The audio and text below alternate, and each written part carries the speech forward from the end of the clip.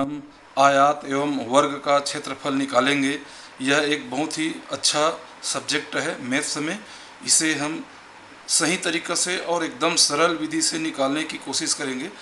सबसे पहले हम आयात क्या होता है इसकी जानकारी लेते हैं। आयात एक चतुर्भुज होता है जिसकी लंबाई और चौड़ाई अलग अलग होती है।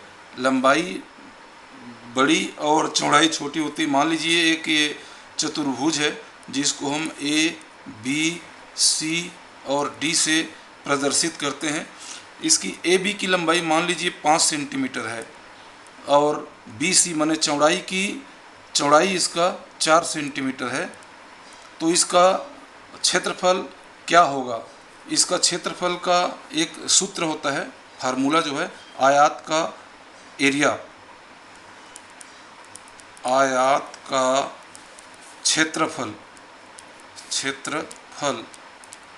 बराबर होता है लंबाई गुणित चौड़ाई,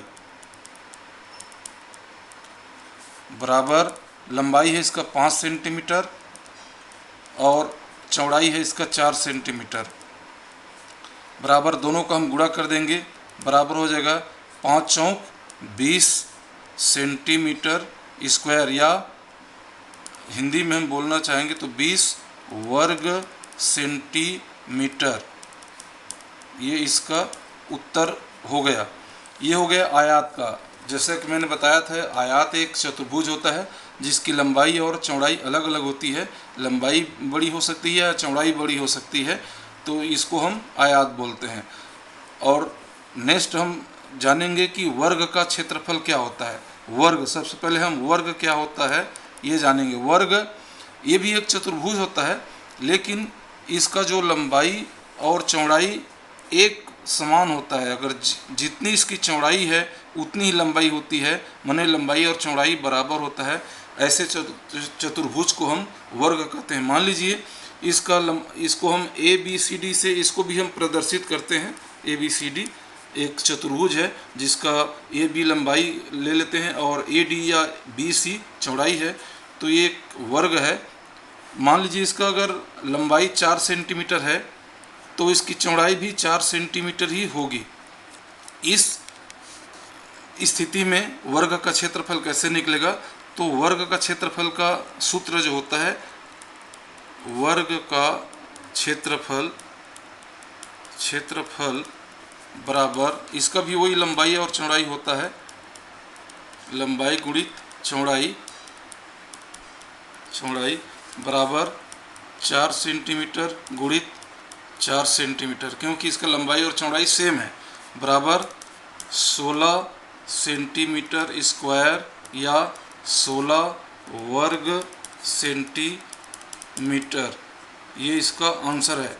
अभी यहाँ पर ध्यान देने वाली बात ये है कि इसकी लंबाई 4 सेंटीमीटर है और चौड़ाई भी 4 सेंटीमीटर है, तो उत्तर में 16 सेंटीमीटर आना चाहिए, लेकिन 16 वर्ग सेंटीमीटर आता है।